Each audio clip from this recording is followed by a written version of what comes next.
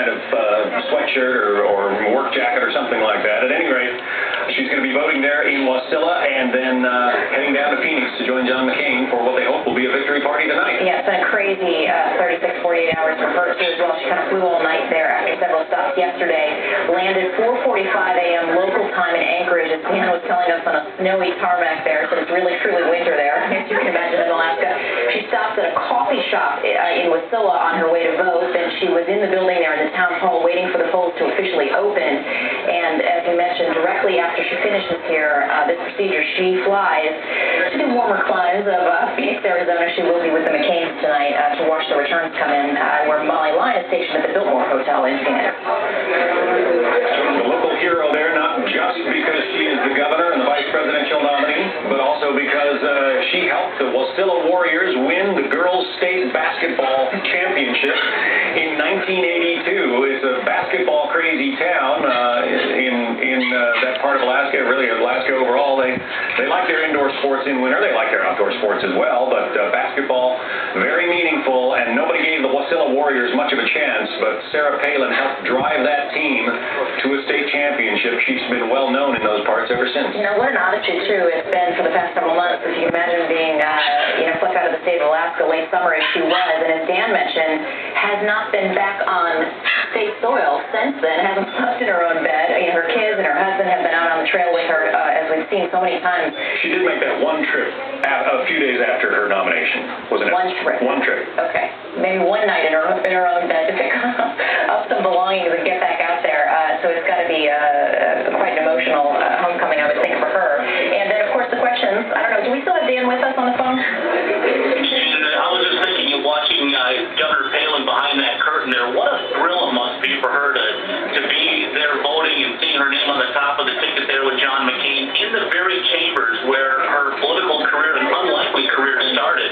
That's in the chambers of City Hall. That's where she was a city councilwoman, and then later the mayor, and the gavel that she used is perched up on that desk. And I just trying to imagine what's going through her mind right now as she sees her name on the top of that ticket. It's true. Hey, Dan, what's the thought amongst the pundits locally? There she goes.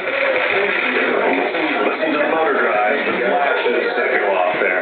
Dan, the thought about what her future holds. Well, it's very interesting. The political landscape is going to be very different from her if she and John McCain do not win and she comes back to be governor of Alaska. She'll find a little different reception here because she has been more partisan on the campaign trail than any Alaskan ever saw her when she was running for governor or how she governed in those 2 years.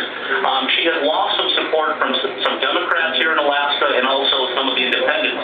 We saw those unbelievable, approval ratings up in the low 80s when she was named as John McCain's running mate. And then those, with the trooper investigation and all the negative attacks on her and some of the attacks she was levying against the Democratic ticket, we saw those approval ratings come down, and now they're down below 60%. She's in the high 50s. Still pretty good, but she has certainly lost some of the appeal for some of the voters here in Alaska. It'll be very interesting to see if they end up losing tonight, what happens to Governor Palin. Will she be somebody who wants to keep her name out there nationally, or will she concentrate on Alaska and go back to rebuilding some of those bridges that have been destroyed over the last 2 months? Talking about high 50s, I'm just getting a weather report from Janice Dean, the weather machine, who tells me it is 18 degrees in Wasilla right now, going up to a high of 26. The gentleman in the green down jacket there is perhaps more appropriately dressed. The governor wearing a fairly light jacket with a